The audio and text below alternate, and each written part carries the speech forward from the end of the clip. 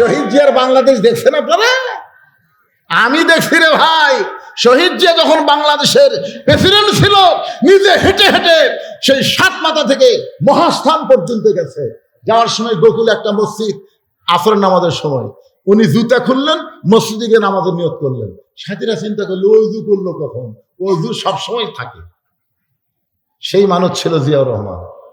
দুনিয়া থেকে বিদায় নেওয়ার সময় তার সব তন্ন তন্ন করে দেখা গেল ভাঙ্গা সুটকেসের মধ্যে যায় নামাজ আর আল্লাহর কোরআন। সুবহানাল্লাহ কন্যা কে?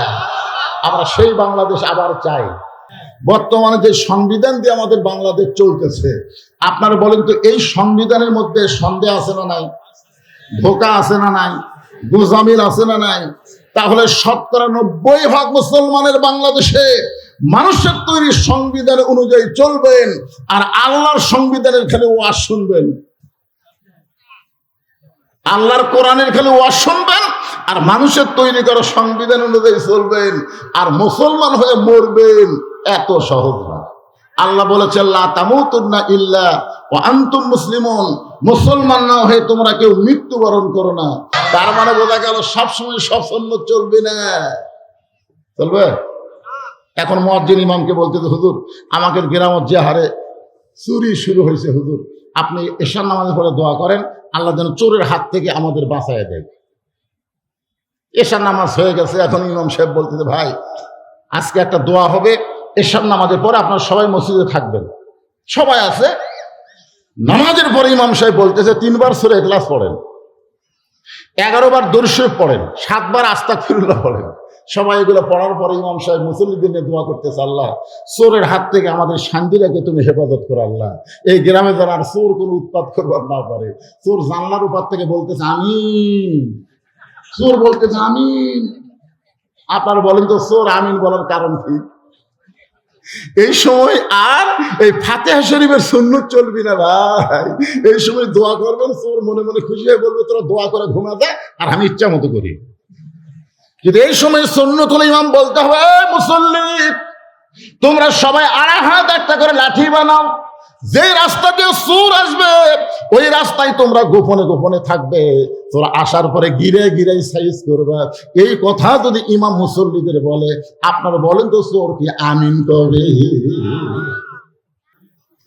প্রত্যেকটা যুবকদের হাতে একটা করে মোবাইল আছে না নাই? জোরে জোরে আছে না নাই? বর্তমান যেই পরিবেশ চলতেছে এই পরিবেশের যুবকেরা চিন্তা করে কেউ না দেখলেই হলো, কেউ না দেখলেই হলো। দরজা জানলা বন্ধ করে বাপ মা ঘুমাইছে, ও তখন কম্বলের মধ্যে মোবাইল নিয়ে অশ্লীল ভিডিও দেখতেছে। ও মনে করতেছে কেউ তো আর দেখতেছে না। আপনারা বলেন তো যেই সময়ে ইমানদারেরা মনে করে কেউ দেখে না, এই সময় কোনোদিন ভালো সময় হতে পারে না। বিশ্বাস করতে হবে কেউ না দেখলো আল্লাহ দেখতেছে, 2 কান্দের ফেরেশতা লিখতেছে। জনগণ কথা ঠিক কি না? আপনারা বলেন তো আল্লাহ কি ঘুমায় নাকি? বর্তমান সময় মনে ঘুমায়? আরে বাবা নাউজুবিল্লাহ পরে কোনে, আগে নাউজুবিল্লাহ কেবল ওয়াজ শুরু করছি। অনেকদিন পর শান্তিরে আইছে। আপনারা বসেন বসেন, পিছনে যারা আছে বসার চেষ্টা করেন তো। এই মাহফিল কমিটির লোকেরা পিছনে বিছনা বিছায় দেন তো। এখন আল্লাহ তাআলা সময়ের শপথ করলেন। সময় অত্যন্ত গুরুত্বপূর্ণ একটা বিষয়। আমি প্রথম যখন এখানে আইছিলাম তখন আমি খুব যুবক ছিলাম, মনে আছে আপনাদের? আজকে দেখেন আমার দাড়ি পাকা সব লাল। দাড়ি পাকা কি হয়? সাদা না লাল? কিন্তু আমার লাল, তার মানে সবাই। এখন আমার আব্দুল আলিমের ওই সময়ের গানটা খুবই মনে পড়ে। আব্দুল আলিম সময়কে নিয়ে একটা গান গাইছে। মিশে মায়ায় বন্দি থাইকা করলাম কত খেলা, পশ্চিমে তাকায়া দেখো তোমার 2 গেছে বেলা, এক পলকের নাই ভরসা, এক পলকের নাই ভরসা, মিশে সকল আশা, তখন বুঝি দারুণ ঝড়ে ভাঙবে তোমার বাসা। কয়েকদিন আগে একটা ভূমিকম্প হয়েছিল, খালি ঢাকাতে হচ্ছে না, সব জায়গাতে আছে। এখানে হয়েছে, সব জায়গাতে হয়েছে, কিন্তু ঢাকাতে একটু লড়ে দিছে। ধরে কারণ কি করে দিছে? যে লোকটা 5 তালা তুটে বলতেছিল আমার নামাইকে, আল্লাহ সামান্য একটা লড়ন দিছে, ওই এত ফোর্সে নামছে, কেউ নাম্বারও করা লাগেনি। ধরে কোন কথা দেখিয়ে না। যেরকম হাসিনা ক্ষমতার চেয়ার পায় বলছিল 41 সালে হামাক নামাইকে, আল্লাহ 24 সালের 5 আগস্ট এমন একটা ভূমিকম্প দিল, খালি নামলো না, ভারতে পলায়া গেল। ধরে কোন কথা দেখিয়ে না। আচ্ছা, হাসিনা যখন পলা ছিল ওই ভিডিও আপনারা দেখছেন? দেখলেও মনে করেননি, আমি খুব গুরুত্ব দিয়ে দেখছি। শেখ রেহানা মাটির দিকে তাকে তাকে হাঁটতেছে, আর হাসিনা খালি চারিদিকে ভাবে তাকাচ্ছে। ওই সময় হাসিনা একটা মনে মনে গান গেছিল, কত জনকে কত কি দিলাম, যাবার কালে এক সামসারও দেখা না পাইলাম। বর্তমান সময়ে হাসিনার জন্য কেমন চলতেছে? কথা কয় না রে, কথা কয় না কেন? হাসিনা লকারের মধ্যে সোনা হয়ে গেছিল 800 ভরির বেশি, এখন ইউনুস সেটা আবার বার করেছে। আজকে হাসিনা বলতেছে আমার লোকের হাত দেওয়া সাহসকে দিল। ওরে বাবা, তোমার বলে কিছুই নাই, তুই বলে কিছুই করনি, এতগুলো সোনা হয়ে গেছে। তার মানে এই জন্য সময় খুবই গুরুত্বপূর্ণ। এক সময় হাসিনার ছিল, এখন আর হাসিনার নাই, ইউনুস এসে বসলো, এখন আগামীতে আর একজন আসতেছে। ধরে কথা বলেন ভাইজান। আল্লাহ তাআলা সময়ের শপথ করে বললেন, ইন্নাল ইনসানা লাফি খুসর। ইন্না মানে নিশ্চয়, ইনসান মানে মানুষ, লাফি মানে ভিতরে, খুসরুন মানে ক্ষতি। একত্র অর্থ হলো নিশ্চয় মানুষগুলো ক্ষতির ভিতরে।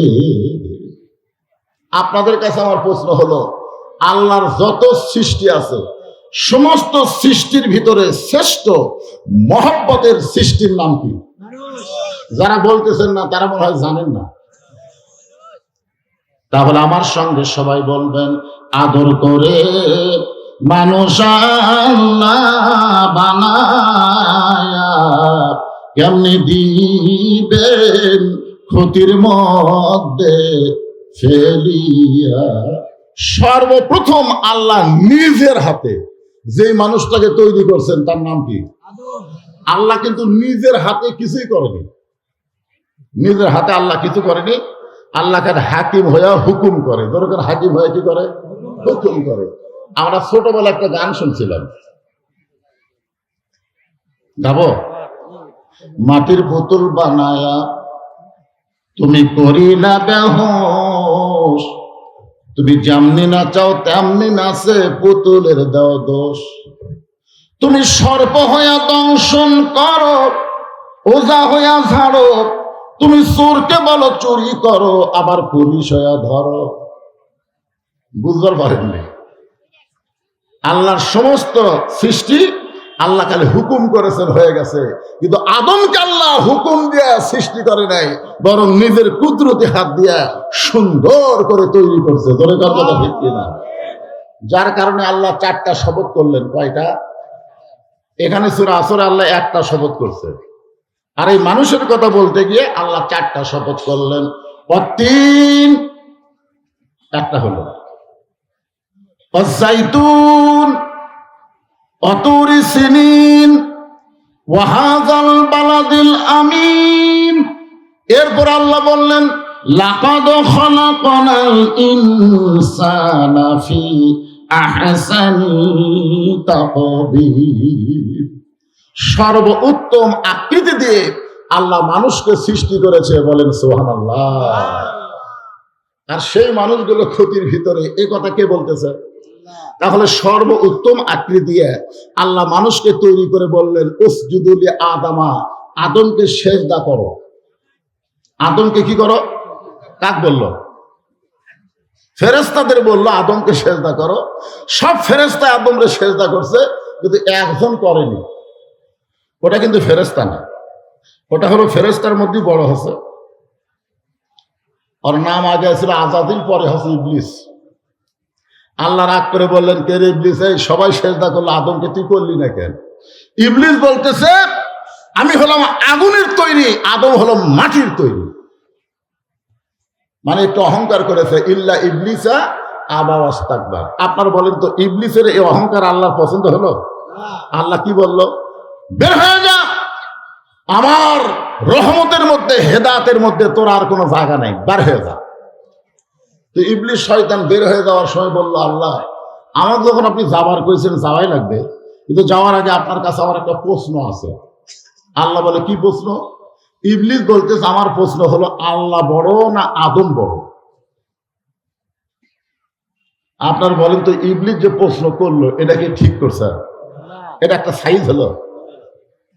যেরকম একজন বাউল আবুল সরকার, যেরকম কি সরকার, আল্লাহর বলে আগামাতা নেই, মানে এর সাথে খারাপ ভাষা কইছে, আমি একটু ভদ্র করেই কইলাম।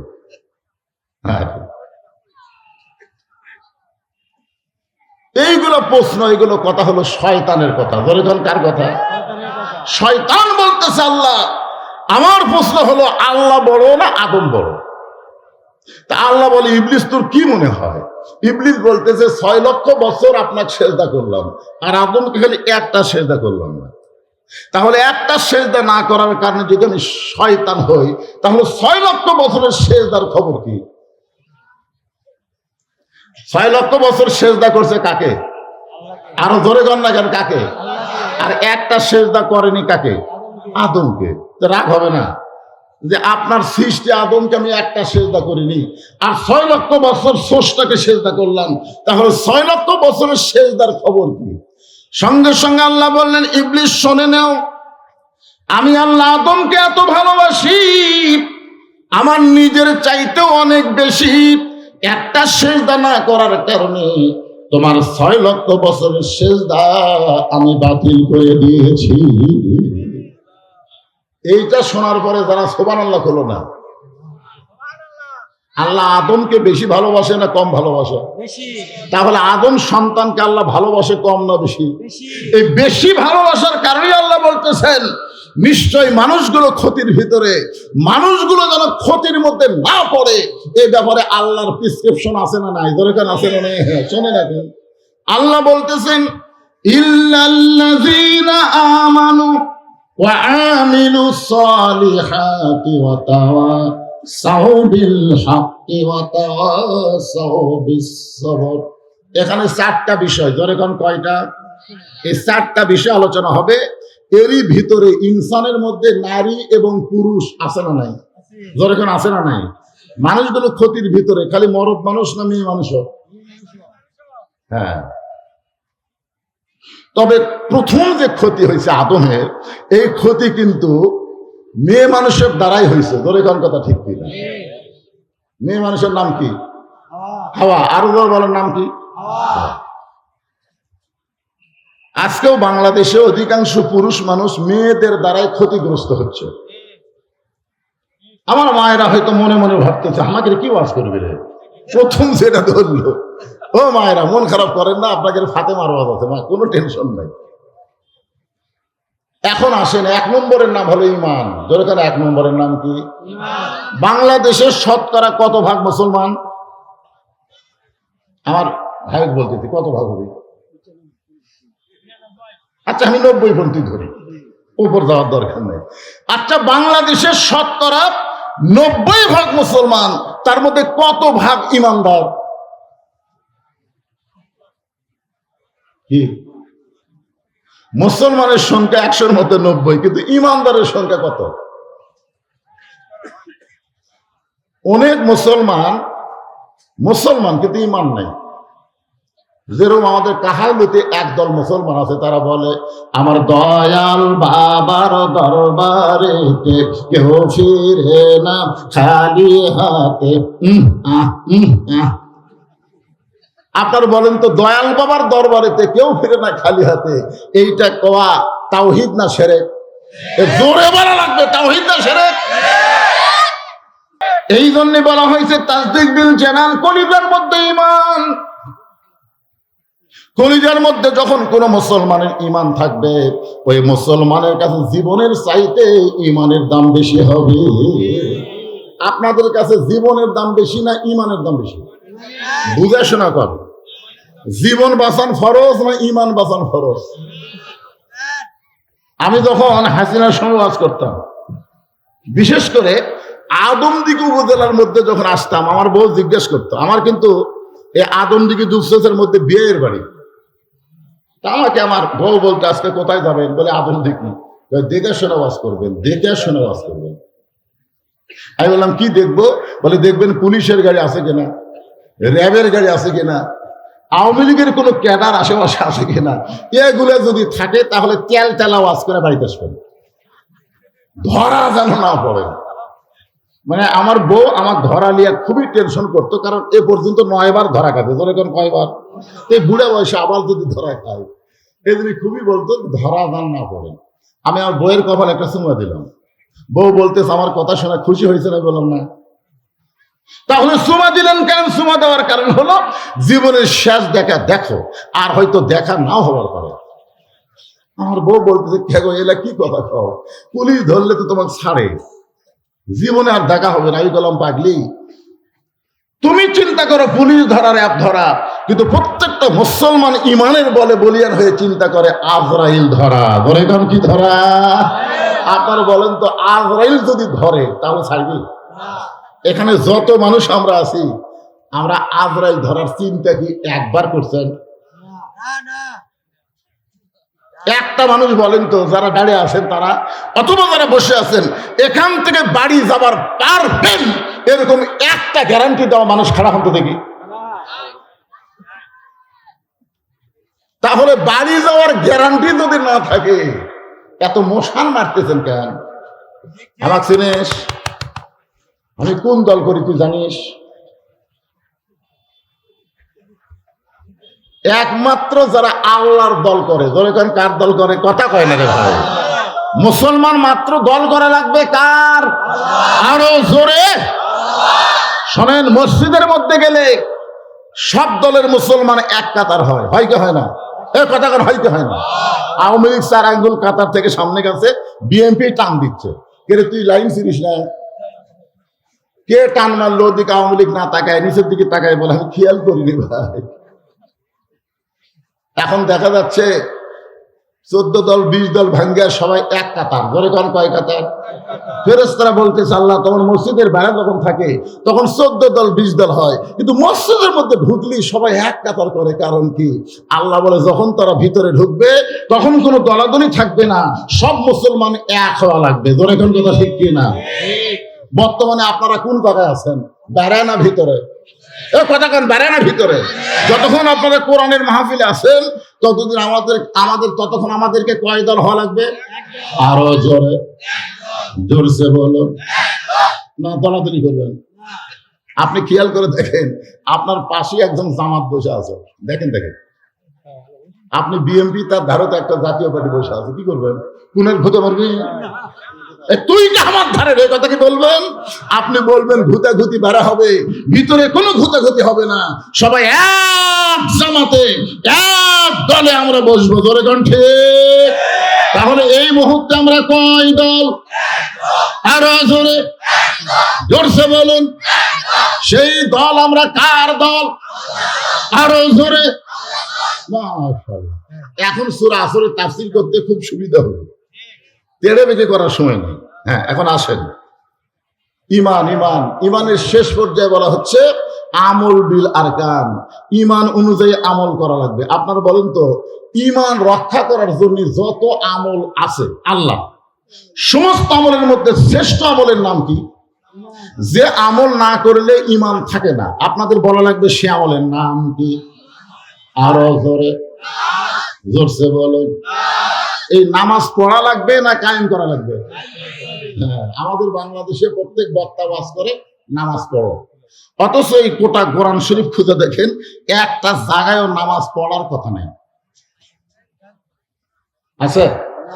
হাদিসের মধ্যেও নাই, কোরআনের মধ্যেও নাই। এক ভণ্ড আমাদের এলাকায় এক মূর্খ নামাজিকে বলছে, এই তুই যতই নামাজ পড় কাম হবি না। তখন বলতেছে কেন হবি না ভাই? নামাজ পড়ার কথা কোরআনে হাদিসে কোন জায়গায় নাই। আমার কাছে বলতেছে হুজুর কোরআন হাদিসে নামাজ পড়ার কথা নাই। আমি বললাম নাই। তখন রাগ করে আপনিও যা ভণ্ড হতে। আমি বললাম পাগল, কোরআনের 82 জায়গায় আল্লাহ বলেছেন আকিমুস সালাত, নামাজ কায়েম করো। নামাজ যদি আপনারা কায়েম করতে চান তাহলে বর্তমান পরিবেশে সম্ভব না। নামাজ কায়েমের একটা পরিবেশ লাগবে, ধরে গণগতা ঠিক কিনা? আপনারা বলেন তো, আল্লাহ নবীর নামাজ কখন পাস হয়? না, মেরাজ কোন কোন কোন সনে হবে সেটা তো কওয়া লাগবে। নবুয়তের 10ম বৎসরে, নবুয়তের 10ম বৎসরে নবীর মেরাজ হয়েছে। নবী 5 ওয়াক্ত নামাজ নিয়ে দুনিয়াতে আসার 3 বছর মক্কায় ছিলেন। নবী 5 ওয়াক্ত নামাজ পাওয়ার পরে কয় বছর মক্কায় ছিলেন? 3 বছর মক্কায় ছিলেন। প্রত্যেকবারই নবী বলতো, আল্লাহ আপনি যত জায়গায় নামাজের কথা বলেন, আকিমুস সালাত নামাজ কায়েমের কথা বলেন, কিন্তু আমি তো নামাজ কায়েম করার কোনো পরিবেশ পাচ্ছি না। কারণ নামাজ কায়েম করতে গেলে মুয়াজ্জিন আযান দেওয়া লাগবে, আবার তারপরে জামাতের সঙ্গে নামাজ পড়া লাগবে, জোরে সরে আকামত দেওয়া লাগবে। এইরকম একটা পরিবেশ তো আমি পাচ্ছি না আল্লাহ, তাহলে নামাজ কায়েম করবো কেমনে? তখন আল্লাহ বলেন, হাবিব নামাজ কায়েমের একটা পরিবেশ করতে গেলে আপনি খালি ইমাম হলে চলবে না, আপনার নেতা হওয়া লাগবে। আজকে বাংলাদেশের আলেমগুলো হলো মসজিদের ইমাম, আর সমাজের ইমাম তো আলেমরা হওয়ার পারতেছে না। ধরে কোন কথা ঠিক কিনা? এই জন্য যতই ওয়াজ করেন, 42 বছর আমার ওয়াজের বয়স হলো 42 বছর। 42 বছর ওয়াজ দিয়া যে রাত্রে যেখানে ওয়াজ হয় ওই রাত্রে ফজরের মুসল্লি কমা যায়। আমার ওয়াজ শুনবার আইসিল এক মুয়াজ্জিন ওয়াজ শুনে বাড়িতে গেছে, এমন ঘুমাচ্ছে, ওই আর আজানের সঙ্গে চেতন পায়নি। তো যারা ওয়াজ শুনবার যায়নি তারা চেতন পাচ্ছে, কে রে ফজরে আজান। মসজিদে এসে থেকে তালা দেওয়া, মসজিদ কি দেওয়া, মুয়াজ্জিন তালা দিয়ে আছে, বাড়ি ঘুম পাড়তেছে। তোর কাছে চারিদিকে আজান হলো, সে আজানে আমরা চেতন পেলাম, আর আমাদের মসজিদ তালা, মুয়াজ্জিন কোথায় রে? ওরা 4-5 জন রাগ করে মুয়াজ্জিনের বাড়িতে ডাকতে, মুয়াজ্জিন সাহেব। মুয়াজ্জিন লাফ দিয়ে উঠছে, কে রে ভাই? আজান। ওয়াজ শুনবার গেছিল ভাই। ওয়াজ শুনবার যা মুয়াজ্জিনই চেতন পাইনি। আমার কথাই বুঝতেছেন? মানে ওয়াজের তাসির হলো মুয়াজ্জিনই চেতন পায় না। তার মানে বোঝা গেল ওয়াজ দিয়ে নামাজ কায়েম হবে না। নামাজ কায়েম করতে গেলে একটা পরিবেশ লাগবে, সেই পরিবেশ আমাদের বাংলাদেশে তৈরি করা লাগবে। ধরে কোন কথা ঠিক? এখন নামাজ কায়েমের পরিবেশটা কেমনে হবে একটু মনোযোগ দিয়ে শুনবেন। তা আমল বিল আরকান, ঈমান অনুযায়ী আমল করতে গেলে 1 নম্বর লাগবে নামাজ। লা সালাত লা ঈমানা, যার নামাজ নাই তার ঈমান নাই। বাইনাল আবদি ওয়াল কুফরি তারকুস সালাত, বান্দার কাফেরের মধ্যে পৃথক করার জিনিস তার নামই হলো নামাজ। এই মাইকের সাউন্ড এরকম হঠাৎ এরকম হলো কেন? শ্রানশ্রানি করতেছে বেশি, কারণ কি? ফুটি মাইক আলো ফুটে যায়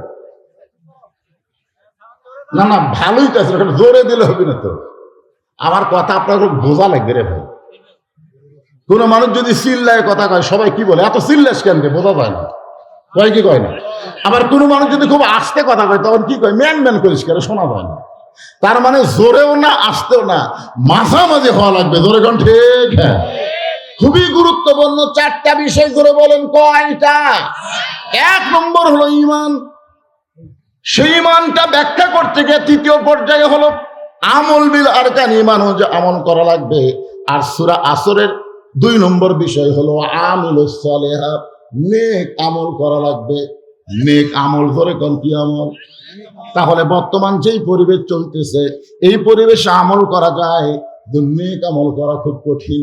দেখবেন দাদা নামাজ পড়ে, লাতি নামাজ পড়ে না। আপনাদের গ্রামে আছে না নাই? বাপ নামাজ পড়ে, বেটা নামাজ পড়ে না। নেক আমল করবার গেলে 7 বছর থেকে নামাজের তালিম দেওয়া লাগবে, আর 10 বছর থেকে জোর করে নামাজ ধরান লাগবে। শুধু চামড়া ঢিল হলে আল্লাহর সঙ্গে মিল দেওয়া যাবে না, সবসময় আল্লাহর সঙ্গে মিল দিয়ে ইবাদত করা লাগবে। ধরে কোন ঠিক না? আজকে আপনারা খেয়াল করে দেখেন তো, সারা জীবন ঘুষের চাকরি করছে, সারা জীবন চাকরি যখন রিটায়ার হচ্ছে, তখন আল্লাহর সঙ্গে মিল দিয়ে কান দিচ্ছে, আর বলতেছে, আল্লাহ আমি আর জীবনে ঘুষ খাবো না, আল্লাহ আমি আর জীবনে ঘুষ খাবো না। আর কান্দের ফেরেশতা কয়, আল্লাহ যতদিন ঘুষের চাকরি আছিল ততদিন তো এরকম কান্দেনি, আজকে চাকরি নাই, ই আর ঘুষ খাবি না, এই ঘুষ পাবি কোথায়? সারা জীবন নামাজ পড়েনি, বুড়া বয়সে সিয়ার নিয়ে মসজিদে গেছে। এরকম কিছু নতুন নামাজে আছে না নাই? ধরে আছে না?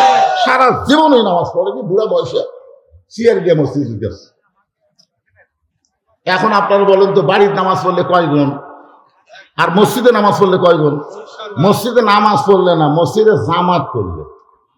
আমরা অনেক সময় ভুল করি, মসজিদে শুধু নামাজ পড়লে 27 গুণ পাবেন না, মসজিদে জামাতের সঙ্গে নামাজ পড়লে 27 গুণ। ধরে করেন কাছের কি সঙ্গে? জামাতের সঙ্গে। এখন আপনারা জামাত করবার গেলে জামাতের 1 নম্বর শর্ত হলো কাতার সোজা করা লাগবে। কাতার কি করা লাগবে?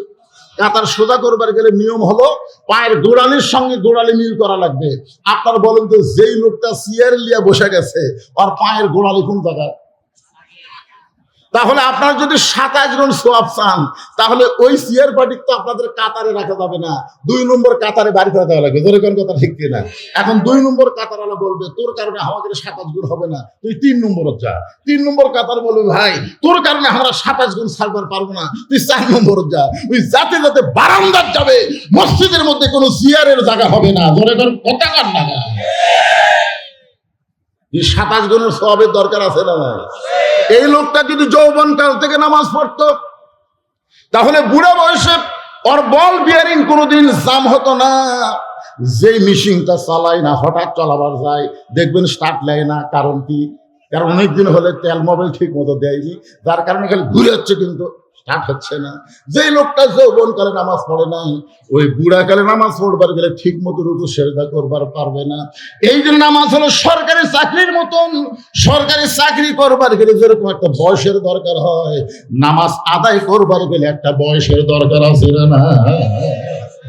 আপনার ছেলে তো 22 বছরের, ভাই নামাজ পড়ে, তো বয়স হয়নি হুজুর, বয়স হয়নি। ছেলের বয়স 22, তারপরের বয়স হয়নি। দেন সারাক্ষণ মেলার মধ্যে ঘুরতেছে, রাস্তা ঘুরতেছে।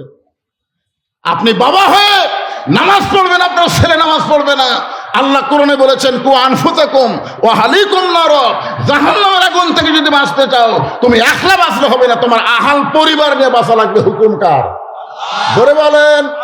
এখন আহাল পরিবার নিয়ে যদি আমরা জাহান্নামের আগুন থেকে বাঁচতে চাই, তাহলে বর্তমান যেই পরিবেশ বাংলাদেশে চলতেছে, এই পরিবেশে সম্ভব না। ও আমিলুস সালেহা, আমরা নেক আমল করতে চাই কি চাই না? জোরে কোন কথা বলেন, চাই কি চাই না? কিন্তু নেক আমল করার পরিবেশ নাই। এখন আপনি সামনে কাতারে নামাজ পড়বেন, জোহরের নামাজ সামনে কাতারে আদায় করবেন। আপনি যে নামাজ পড়বেন তার নাম হলো জোহরের নামাজ। কোন কাতারে? বাড়ি থেকে মসজিদ হলো 100 গজ দূরে। আপনি ওযু করে মসজিদ দিকে যাচ্ছেন, সুবহানাল্লাহ আলহামদুলিল্লাহ তাসবিহ করতেছেন, কিন্তু হঠাৎ রাস্তার মধ্যে 100 গজের মধ্যে 2টা বেপরদা নারী আপনার 2 চোখত পড়ে গেল। আপনি ফালাবার চাননি, পড়ে গেছে। মোটর সাইকেল চালাইতে চালাইতে একটি চোখের মধ্যে পোকা ফালাবার চাই, কিন্তু হঠাৎ পড়ে যায় না। তো পোকা পড়ছে ভাই, তুলে ভিতরে। তখন একজন কাপড় দিয়ে আপনার পোকা তুলে দেয়। কিন্তু 2টা বেপরদা নারী যদি আপনার 2 চোখত পড়ে, আপনি যদি কাউকে বলেন ভাই রে অমুকের বউ আমার চোখত পড়ছে রে, তুলে দে তোরা, পারবি? ওই চোখ খুঁজে দেখবি কি রে, আমি তো দেখে পাই না কোন জায়গা, আমি তো দেখতেছি রে। তার মানে এটি পড়াও সারা, এটি আবার লোড হওয়াও সারা। এখন আপনি সামনে কাতারে গিয়ে নিয়ত করছেন ইলা জিহাতিল কাবাতি শরীফাতে, আল্লাহু আকবার। মুখ আছে কাবার দিকে, চোখ আছে সেজদার দিকে, আর মন খালি বলতেছে রাস্তা কি দেখলাম রে। আপনার কোন তো নামাজ হবে? তাহলে সুন্দরভাবে নামাজ পড়তে গেলে শুধু পিচ ঢালা রাস্তা হলে হবে না, ওই রাস্তা বেপর্দা নারী মুক্ত হওয়া লাগবে। জোরে কোন কথা ঠিক কিনা? এখন বেপর্দা নারী মুক্ত রাস্তা যদি আমরা পাবার চাই, তাহলে বক্তার ওয়াজ দেওয়া হবে না, আল্লাহর কোরআনের সমাজ লাগবে। ধরে কোন ঠিক কিনা? এই কারণে আল্লাহ বললেন ফাকারনা ফি বুয়ুতিকুন্না ওয়ালা তাবাররাজনা তাবাররুজাল জাহিলিয়াতিল উলা। আল্লাহু আকবার। এখন কি করবেন ভাইজান? এখন কি করবেন? কোরআনের খালি ওয়াজ শুনবেন? খালি শুনলে হবে? তাহলে কোরআনকে আমাদের বাংলাদেশে চালু করার জন্য আমাদেরও একটা কাজ করার দরকার আছে না নাই? হ্যাঁ, আমি বলতেছি খুব সহজ কাজ। আমরা যারা এখানে বসে আছি, আপনারা যারা আমার সামনে বসে আছেন, কাজটা খুব কঠিন না, খুব কঠিন কিন্তু না। এই কোরআনের প্রথম থেকে আপনি নিয়ত সহি করে কোরআন তেলাওয়াত শুরু করবেন। আল্লাহ বললেন জালিকাল কিতাবু লা রাইবা ফি হুদাল লিল মুত্তাকিন। এইটুকু শুধু আপনাদের সামনে আলোচনা হবে, আর আলোচনা হবে সূরা আসর। সূরা আসরের 2 নম্বর বিষয় চলতেছে। পুরুষের জন্য 1 নম্বর নেক আমলের নাম হলো নামাজ। খুব খেয়াল করবেন, পুরুষের জন্য 1 নম্বর নেক আমলের নাম কি? আর নারীদের জন্য 1 নম্বর নেক আমল কিন্তু নামাজ না, নারীদের জন্য 1 নম্বর নেক আমলের নাম হলো পর্দা। আমার মায়েদের জন্য বলতেছি, মা, পর্দা যদি আপনাদের না থাকে, আপনি যতই নামাজ পড়েন, রোজা করেন, যত ইবাদত করেন, একটা ইবাদত আল্লাহর দরবারে কবুল হবে না। নারীদের ইবাদত কবুল করতে গেলে 1 নম্বর নেক আমল করা লাগবে, তার নাম কি? জোরে সরে কর না কেন? কারণ আমাদের বউগুলা যদি ভালো হয়, আমাদের জীবন শান্তি হবে। মানে আজকে যখন আমরা বাহিরে ঘুরি, এটা কার বউ রে? মানে পরের বউ দেখে, এটা কার বউ রে? সেই সুন্দর রে, এটা কার মেয়ে রে? বাহির গুলা দেখে এতই ভালো লাগে, কিন্তু ঘরের মধ্যে যায় দেখি পেতনি বসে আছে। অনেক সময় মানুষের বিবেক থাকে না, আবেগে বলতেছে কবর। তুই কি বলতে পারিস এই গভীর রাত্রে কেন কবর খুঁড়তেছি? তোর মধ্যে এমন একজন মহিয়সী নারীকে দাফন করা হবে, আল্লাহ নবীর মেয়ে হওয়ার পরেও নবী তাকে মায়ের মতন সম্মান করেছে। আপনার বলেন তো, ফাতেমা নবীর কে হয়? হাদিস শরীফ আছে, একদিন আল্লাহ রাসূল সাহাবীদের সামনে বললেন, রে সাহাবীরা, তোমরা জানো জয়নাব আমার মেয়ে, কুলসুম আমার মেয়ে, রোকে আমার মেয়ে। এই কথা বলি নবী চুপ হয়ে যায়। আবার রাসূল বললেন, সাহাবীরা, তোমরা কি জানো জয়নাব আমার মেয়ে, রোকে আমার মেয়ে, কুলসুম আমার মেয়ে?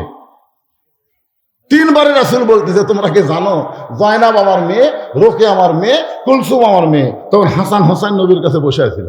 এরা 2 ভাই বলতেছে, 3 বার নবী মেয়ের কথা বললো, কিন্তু হামাকের মা গরিব বলে নবী হামাকের মায়ের কথা কয় না। আমরা থাকো না। এই কথা বলে হাসান হোসেন যখন যাবার চাই, নবী 2 জনকে এক টানে বুকের মধ্যে নিয়ে বলে, ভাইজান, তোদের মা ফাতেমা আমার মেয়ে না রে, তোদের মা ফাতেমা হলো আমারও মা। সুবহানাল্লাহ। সঙ্গে সঙ্গে সাহাবীরা বলতেছে, ইয়া রাসূলুল্লাহ, আমরা সবাই জানি ফাতেমাও আপনার মেয়ে, কিন্তু আপনি নিজে কেন মা বলতে পারেন? রাসূল বললেন, তাহলে শোনো, ওই তাইফের ময়দান থেকে রক্তমাখা শরীর নিয়ে আমি যখন আবার মক্কায় ফিরে আসলাম, ওই সময় আমার দরদের বিবি খাদিজা দুনিয়াতে ছিল না, কিন্তু খাদিজার পেট থেকে আল্লাহ 4টা মেয়ে আমাকে দিয়েছিল। ওই 4টা মেয়ে তখন দুনিয়াতে ছিল। কয় মেয়ে? নবী বলতেছে, আমি যখন ঘরের মধ্যে ঢুকলাম, একসঙ্গে 3 মেয়ে ঘরের মধ্যে আসলো। রোকেয়া, কুলসুম আর জয়নাব বলতেছে, বাবা, আপনি তাইফে কেন গেলেন? বাবা, তাইফবাসীরা এত পাথর মারছে, গোটা দেহ আপনার রক্তাক্ত হয়ে গেছে, এই কষ্ট আপনি কেমনে সহ্য করবেন? 3টা মেয়ে মেয়ের মতন কথা বলে চলে গেছে। আসলেই তো তাই, পাথর মারছে কাকে? নবীকে। এই কষ্ট আপনি কেমনে সহ্য করবেন? রাসূল বললেন, সাহাবীরা, 3টা মেয়ে মেয়ের মতন কথা বলে যখন চলে যায়, এমন সময় ফাতেমা আমার ঘরের মধ্যে ঢুকে দরজা বন্ধ করে দেয়। রাসূল বলে, ফাতেমা, ঘরের মধ্যে ঢুকে কেন দরজা বন্ধ করলে? ফাতেমা বলতেছেন, বাবা, ইব্রাহিম নবীর জন্য আল্লাহ যদি নমরুদের চুলা শান্তির বাগান বানাবার পারে, মুসা নবীর জন্য আল্লাহ যদি সাগরকে রাস্তা বানাবার পারে, তাহলে আমার বাবার জন্য আল্লাহ তাইফের পাথর কেন তুলা বানাবার পারলো না? আজকে যদি তাইফের পাথর তুলা হইতো, আমার বাবার গায়ে লাগতো ঠিকই, কিন্তু চামড়া কাইটা রক্ত বের হতো না। এই কষ্ট আমি কেমনে সহ্য করব বাবা? এই কষ্ট আমি কেমনে সহ্য করব? 3টা মেয়ে বলেছে, এই কষ্ট আপনি কেমনে সহ্য করবেন? আর ফাতেমা বলতেছে, বাবা, এই কষ্ট আমি কেমনে সহ্য করবো? বাবা কানতে কানতে দরজা খুলে উনানে গিয়া, বারান্দায় গিয়া উনানে পানি গরম করতেছে, জয়তুনের তেল গরম করতেছে। রাসূল বলেন, সাহাবীরা রে, কিছুক্ষণ পরে পানি গরম করে জয়তুনের তেল গরম করে ঘরের মধ্যে ঢুকে দরজা বন্ধ করে দেয়। আমি রাসূল বললাম, ফাতেমা, আবার কেন দরজা বন্ধ করলি? ফাতেমা বললেন, বাবা, সন্তান যখন বড় হয়, ওই সন্তানকে গোসল করাইতে গেলে দরজা খুলে গোসল করা যায় না বাবা।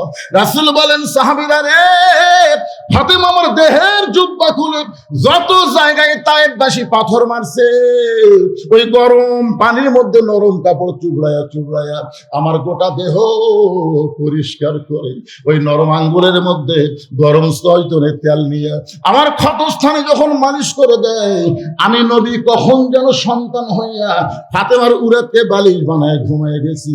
ওই ঘুমের মধ্যে আমি স্বপ্নে দেখতে পাই, আমার মা আমিনা আমার শিওরের পাশে দাঁড়ায় কাঁদতেছে। এত বছর পরে আমিনাকে দেখে বললাম, মা আইসেন যখন আর যাবার দিব না। আমি স্বপ্নকে বাস্তব মনে করে আমিনার হাত ধরেছি, কিন্তু ওই সময় ফাতেমা আমার কপালে একটা চুমা খায়। আমি নবী দেখি ফাতেমার চোখের পানি আমার চোখের মধ্যে ঢুকে গেল। আমি বললাম, ফাতেমা তুই খেলো কান্দিস কেন মা? ফাতেমা বলে, বাবা আমি কান্দি না, আপনি আমারে কাঁদাইতেছেন। আপনি স্বপ্নে আমার হাতটা মা বলে চাইপে ধরলেন, এখন পর্যন্ত আপনি আমার হাতটা ছাড়েন নাই। রাসূল বলে, ফাতেমা স্বপ্নে যদি তোর হাত চাইপে ধরে মা বলে ডাক দেই, তাহলে তুই শুধু আমার ফাতেমা না, তুই হইলি আমার মা আমিনা। লিল্লাহি তাকবীর। আবু যর গিফারি বলে, কবর তোর মধ্যে এমন একজন মহিষী নারীকে দাফন করা হবে যার স্বামী হলো আসাদুল্লাহিল গালিব। এই কথা বলার পরে আবার কোদাল দিয়ে কবর খনন শুরু করে দিয়েছে। এক সময় বলতেছে, কবর রে তুই কি জানিস রে কবর, তোর মধ্যে এমন একজন মাকে রাখা হবে যার 2টা সন্তান জান্নাতি যুবকদের সর্দার হবে। এ কবর খবরদার বেয়াদবি করবি না। এই বলে আবার যখন কোদাল মারতে চাই, এমন সময় কবরের ভিতর থেকে একটা আওয়াজ আসতেছে। এই আওয়াজ কিন্তু ফাতেমার জন্য না, এই আওয়াজ হলো আমাদের সকলের জন্য। আপনার কি মনে করতেছেন আমাদের জন্য না? কবরের ভিতর থেকে আওয়াজ আসতেছে, আবু যর কার মা, কার মেয়ে, কার বিবি, এইটা কবর দেখবে না। আমল যদি ভালো হয় কবর জান্নাতের বাগান হয়ে যাবে, আর আমল যদি খারাপ হয় কবর জাহান্নামের গর্ত হয়ে যাবে। এই কথা শোনার সঙ্গে সঙ্গে আবু যর গিফারি আর কোদাল মারতে পারে নাই। কোদাল ফাইলে যে মারছে দূর। নির্দিষ্ট সময়ে হযরত আলী নির্দিষ্ট সময়ে ফাতেমার দেহ কানা কান্ধে করে নিয়ে ওই জান্নাতুল বাকির পূর্ব কোনায় আবু যর বলে ডাকতেছে, কিন্তু আবু যর তো নাই। আল্লাহ আবু যরকে খেদাই দিছে। আবু যর যে কবর খুঁড়েছে, ওই কবরের মধ্যে ফাতেমাকে দাফন করার পরে হযরত আলী বলতেছে, আল্লাহ আমি আজকে সবচাইতে বড় বিপদের মধ্যে আছি। আল্লাহ আমি ফাতেমাকে কবর দিয়ে যখন বাড়িতে যাব, হাসান হোসেন যখন ঘুম থেকে চেতন পাবে, এরা 2 ভাই মায়ের খোঁজ করবে। আমি তখন যদি বলি, মা তোমাদের মা দুনিয়া থেকে বিদায় নিয়েছে, তখন হাসান হোসেন বলবে, বাবা তাহলে আমাদের মাকে এখন কোথায় রাখছেন? আমি যদি বলি তোমাদের মাকে কবর দিয়েছি, তখন আমার 2টা সন্তান বলবে, মাকে কোথায় কবর দিলেন? আমরা 2 ভাইকে একটু দেখতে পাবো না। আমি যদি হাসান হোসেনকে ফাতেমার কবর দেখাতে আসি, তাহলে এরা 2 ভাই যদি কবরের কাছে কান্দে, তাহলে গভীর রাত্রে ফাতেমাকে দাফন করে কি হলো মদিনার মানুষ তো জানতে পারবে। হাসান হোসেন কাঁদতেছে, ওটাই হলো ফাতেমার কবর। কবর রে আমি আজকে কিভাবে ফেরত যাই? ও ফাতেমার কবর, আমি আলী আজকে বড় বিপদে পড়েছি। এই কথা কয়েকবার বলার পরে হযরত আলী তাকায় দেখে সামনে কয়েকটা পুরাতন কবর দেখা যায়। এইমাত্র ফাতেমার কবর দিল, সেই নতুন কবর গেল কোন জায়গায়? গোটা জান্নাতুল বাকি দৌড়ের বলে ফাতেমার কবর। এখন এই ফাতেমার কবর দিলাম, সেই কবর গেল কোন জায়গায়? কে যেন গায়েব থেকে আওয়াজ দেয়, আলী ফাতেমা পর্দানিশি। আমি আল্লাহ জহুরা ডিগ্রি দিয়া ধরে বলেন, কি ডিগ্রি? আরো জোরে বলেন, কি ডিগ্রি? আমার মায়েদের জন্য অত্যন্ত গুরুত্বপূর্ণ কথা। আল্লাহর পক্ষ থেকে বলা হচ্ছে, আলী রে আমি আমার ফাতেমাকে জহুরা ডিগ্রি দিয়ে তার কবরটাকে কিয়ামত পর্যন্ত আমি পর্দা করেছি। হযরত আলী ফজরের নামাজ পড়তে গেলেন, রাত্রে বিবিকে দাফন করে ফজরের নামাজ পড়তে গেলেন। মসজিদের মধ্যে যায় দেখে আবু যর নাই। আলীর মনের মধ্যে একটু রাগও হচ্ছে, কিন্তু কবর খুঁড়বার দিছি, আর তুই কবর খোঁড়া বাদ দিয়ে কোথায় গেছিস? ফজরের সময় আবু যর নাই, জোহরের সময় নাই, আসরের সময় নাই, 1 দিন নাই, 2 দিন নাই, 1 সপ্তাহ নাই, 1 মাস নাই। সমস্ত সাহাবীরা বলা বলি করলো, নবীর জলিল কদর সাহাবী আবু যর গেল কোথায়? আলী কিন্তু জানে, কিন্তু কাউকে বলতেছেন যে আমার বইয়ের কবর খুঁড়বার দিয়ে হেরে গেছে। 1 বছর যায়, 2 বছর যায়, সবাই চিন্তা করে আবু যর গিফারি গেল কোথায়? কয়েক বছর পরে মদিনায় আবু যর গিফারি, কয়েক বছর পর মদিনার বাচ্চারা পাগলের মতন দেখে, কেউ ঢেল মারে, কেউ তিরস্কার করে, পাগল পাগল। সবাই যখন পাগল পাগল বলে আবু যর গিফারিকে তিরস্কার করে, ঢেল মারে। এমন সময় হযরত আলী চিন্তা করে, এই পাগল কে রে? এক দৌড়ে সামনে গিয়ে তাকায় দেখে, ইয়ানজুরু বিনুরিল্লাহ, এই পাগল কেউ না, এই পাগল হলো আবু যর গিফারি। হযরত আবু যর গিফারের হাতটা ধরে হলো, হাই যান, আমার ফাতেমার কবর খুঁড়তে গিয়ে কোথায় হারায় গেলি? আজ কত বছর পরে তোকে মদিনায় পাইলাম, তুই পাগল বেশে ঘুরতেছিস, বল রে বল। আবু যর, আমার ফাতেমার কবর খুঁড়তে খুঁড়তে তোর কি হলো? আবু যর গিফারি খালি কান্দে। আবু যর গিফারিকে হযরত আলী বুকের মধ্যে চাইপা ধরে বলে, না বললে তোকে ছাড়বো না। একসঙ্গে আবু যর গিফারি কাঁদতে কাঁদতে কাঁদতে কাঁদতে যখন পড়ে যায়, হযরত আলী উর একটা বালিশ বানায় দিয়ে কপালে চুমোতে বলে, আবু যর বল ভাই বল, তুই কি জন্য পাগল হয়ে গেলি, সংসার ত্যাগ করলে বল। আবু যর গিফারি শুধু 3 বার একটা শব্দ উল্লেখ করেছে, কবর কবর কবর। 3 বার উল্লেখ করে হযরত আলী তাকায় দেখ আবু যর গিফার আর নাই, এই দুনিয়া থেকে চিরদিনের মতো বিদায় নিয়েছে। চারিদিকে সাহাবারা এসে আলীকে বলতে, আলী ভাই কোন পাগলকে উড়াতে নিয়ে ঘুম পাড়াইতেছ? আলী বলতে, সাহাবীরা রে, কয়েক বছর থেকে যেই আবু যরকে আমরা খুঁজতেছি, আজকে সে আবু যর আমার উড়াতে মাথা দিয়ে 3 বার শুধু কবর কবর কবর বলে দুনিয়া থেকে বিদায় নিয়ে চলে গেল। এই জন্য গায়ক কেঁদে কেঁদে বলেছে, কিন্তু যেদিন ডাক পড়িবে কবর মাঝে যাইতে, জোগাড় কিছু করছো বন্ধু তার মাঝে বিছাইতে। আমি সূরা আসরের 4টা বিষয় আপনাদের সামনে আলোচনা করব, আপনারা কি শুনবেন ভাই? কারা কারা শুনবেন আল্লাহকে একটু হাত দেখান। লিল্লাহে তাকবীর। এই ডানানো দিলে হাত তোলেন না কেন? এরকম গিয়ে আমার বেশি সন্দেহ হয়। সবাই হাত তোলেন, 2 হাত তোলেন। লিল্লাহে তাকবীর। আমি ওয়াদা দিলাম কোরআন শরীফ সামনে নিয়ে, অসুবিধা নেই। কিন্তু এই যে কবরের কথা বললাম, আমরা সবাই কবরে যাব, যে কোনো সময় আমাদের ডাক পড়বে। জোরে কোন কথা শিখতে কি বলতেছে? কিন্তু যেদিন ডাক পড়বে, কিন্তু যেদিন মানে কোন দিন? যে কোনো সময় ডাক পড়বে। সেই কবরের পাথর হিসাবে আজকে এই সান্দিরা এতিমখানা মাদ্রাসায় আপনাদেরকে দান করা লাগবে।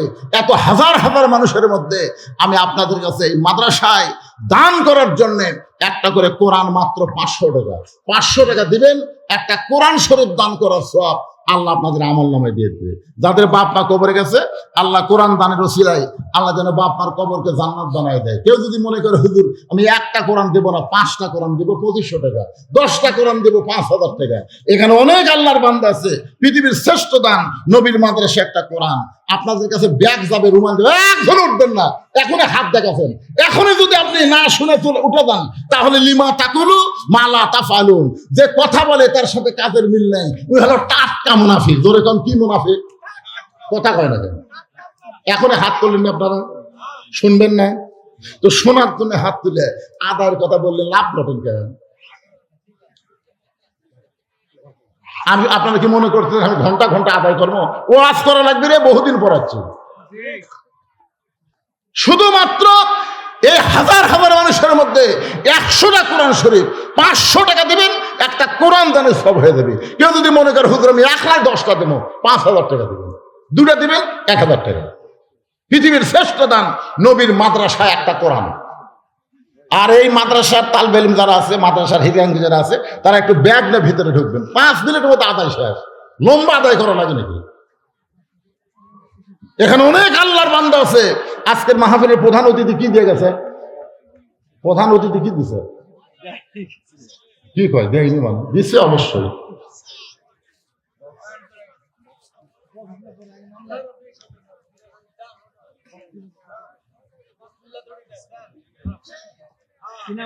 কি আদায় রে? বাক্সলে আদায়।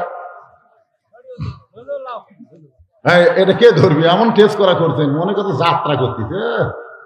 এত উঁচু টেস্ট করা হয়। বক্তার হাতের মধ্যে সবাই একটু চাই যে হুজুর হাতে অনেকদিন পড়াচ্ছে, একটু হাতের সঙ্গে হাত লাগায়, একটু ক্ষমতা আছে। আমাকে এমন জায়গা তুলে থোছে। ছোট্ট একটা বাচ্চা 2টা কোরআন শরীফ বাবদ 1000 টাকা দান করেছে। আল্লাহ দানকে কবুল করেন। আর একজন আল্লাহর বান্দা কোরআন শরীফ বাবদ 500 টাকা দান করেছে। আল্লাহ তার দানকে কবুল করেন। আর একজন কোরআন শরীফ বাবদ 500 টাকা দান করছে। আল্লাহ দানকে কবুল করেন। আল্লাহুম্মা আমিন। আব্দুল মুমিন দোগসি দক্ষিণ পাড়া 10টা কোরআন শরীফ বাবদ 5000 টাকা। জোরে বলেন মারহাবা। আল্লাহ দানকে কবুল করেন। যে নিয়তে দান করছে আল্লাহ নেক নিয়ত নেক আশা আল্লাহ আপনি পুরা করে দেন। আল্লাহুম্মা আমিন।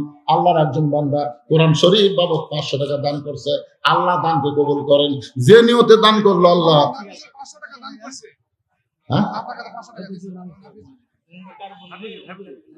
অঙ্গীকারের গুলা এই টেজের উপর না, অঙ্গীকারের গুলা ভিতর দান, টেজের উপর খালি লগত আদায় হবে, লগত, কোনো বাকি আদায় হবে। এ বাক্সের মধ্যে দিচ্ছেন না কেন আপনারা ভাই? দান বাক্স ঠেলা মারতেছেন, পকেটের দিকে টাকা দেখে 500 টাকা লোট আছে, 200 টাকা লোট আছে, 100 টাকা লোট, 10 টাকা নাই। ওর সামনে মসজিদের দান বাক্স মারছে ঠেলা, এমন করে ঠেলা মারছে 4 জন পার হয়ে গেছে। ওরা 4 জন খুব খুশি, থাকবে আল্লাহ তোর হাতত বরকত দিছে। 2 কান্দের ফেরেশতা বলতেছে আল্লাহ আমরা লেখবো কি? আর পকেট ভরার টাকা থাকার পরেও দান বাক্স ঠেলা মারলো। আল্লাহ কই দান বাক্স ঠেলা মারেনি, এই জান্নাত ঠেলা মারছে, জান্নাত। এই দান বাক্স যাচ্ছে আপনাদের কাছে 10 টাকা 20 টাকা, যাই যা পারেন আল্লাহর রাস্তায় দিবেন, ঠেলা দিবেন না, ফাঁকি দিবেন না। সাজু ডাক্তার 10টা কোরআন শরীফ বাবদ 5000 টাকা দান করেছে, আল্লাহ তার দান কবুল করেন। যে নিয়তে দান করেছে আল্লাহ নেক নিয়ত নেক আশা পুরা করেন। লিল্লাহে তাকবীর। আমার ভাই রাশেদুল ইসলাম রানা 20টা কোরআন শরীফ বাবদ 10,000 টাকা ধরে বলেন মারহাবা। এর মারহাবাও করবেন না, আরে এত রাগ করছে কেন? আরে পাগলারা একটা না ওয়াজ করছি, এখন 10টা মিনিট আদায় করি না, কি অসুবিধা আছে? আমি কি ঢাকার ঠেকাচ্ছি? আমি কি ঢাকা বক্তা? আপনারাও বগলেন, আমিও বগলেন, একসাথে চলবি যতক্ষণ পারো, কোনো টেনশন নাই, খালি কিছুটা টাকা দিয়ে দেন। আল্লাহর একজন বান্দা 20টা কোরআন শরীফ বাবদ 10,000 টাকা দান করছে, আল্লাহ কবুল করেন। ওয়ালাইকুম আসসালাম। আল্লাহ তোমার একজন বান্দা কোরআন শরীফ বাবদ 500 টাকা দান করছে, আল্লাহ দানকে কবুল করেন। ছোট্ট বাচ্চা, কি নাম বাবু, কি নাম তোমার? মোহাম্মদ আব্দুল্লাহ 2টা কোরআন শরীফ বাবদ 1000 টাকা দান করেছে, আল্লাহ আব্দুল্লাহর দানকে আল্লাহ আপনি কবুল করেন। 2টা কোরআন শরীফ বাবদ, কি নাম তোমার? আবু তালহাত 2টা কোরআন শরীফ বাবদ 1000 টাকা দান করেছে, তালহাত দানকে আল্লাহ আপনি কবুল করেন। আল্লাহুম্মা আমিন। আরেকজন আল্লাহর বান্দা 2টা কোরআন শরীফ বাবদ 1000 টাকা দান করছে, আল্লাহ দানকে কবুল করেন। আল্লাহুম্মা আমিন। মমতাজের জামাই, দেখছেন জামাই, আপনাদের জামাই নাই, খালি খাবার আছে, জামাই গুলা খেয়ে খেয়ে উল্টে উল্টে করতে। মমতাজের জামাই কোরআন শরীফ বাবদ 500 টাকা দান করছে, আল্লাহ কবুল করেন। জোরে করে আমিন। এই গেটও আপনারা সীসা ঘেরা প্রাচীরের মতন খাড়া হন তো কেউ যেন যাবার না পারে, যাবি কে? একজনও লড়াচড়া চলবে না, বসে থাকবেন মহব্বতে। কোরআনের মাদ্রাসা উন্নয়ন কল্পে মাহফিল ভাইজান আপনাকে দেওয়া লাগবে। এই মাদ্রাসার সভাপতি, মাদ্রাসার সেক্রেটারি, মাদ্রাসার ক্যাশিয়ার, মাদ্রাসার যারা সদস্য, আপনারা লুকে থাকেন না, এই মুহূর্তে টেজের উপর আপনাদের দেখে চাই জনগণ। জোরে করে কথা ঠিক কিনা? দেখতে চান না? হ্যাঁ, সভাপতি সাহেব, সহসভাপতি সাহেব, সেক্রেটারি সাহেব, চলে আসেন আপনারা। আপনাকে এত বড় গুরু দায়িত্ব দেওয়া হয়েছে ফাঁকি মারার জন্য না, দেওয়া লাগবে, দেওয়া লাগবে। ভাই কোন তো আপনি কি দিবেন? টাকা তো দিচ্ছেনি, কোন একটা দোয়া করে দিই কোন? আপনি হচ্ছেন আজকের আসল, শুরুর থেকে পর্যন্ত বসে আছে আলহামদুলিল্লাহ। সোহেল আর ফাইন 1000 টাকা 2টা কোরআন শরীফ বাবদ করছে দেন। আচ্ছা, আপনাকে বিশ্বস্ত লোক আছে, বিশ্বস্ত লোক, এই মেয়েদের মধ্যে কে আদায় করবে? মেয়েদের মধ্যে লোক আছে, সেদিন দেওয়া আছে তো, আবার নিয়ে যান আর দিকে যায় না, কারণ হিরোইন খোর, গাঁদা খোর, আফিম খোর, বহু খোর আছেন এখন ভারতে। মাদ্রাসার বিশ্বস্ত লোক হতে হবে। মায়েরা বিশ্বস্ত আপনাদের কাছে আদায় করতেছে, যা মনে চায় আল্লাহ দান করেন, সব টাকায় মাদ্রাসা চলে আসবে ইনশাল্লাহ।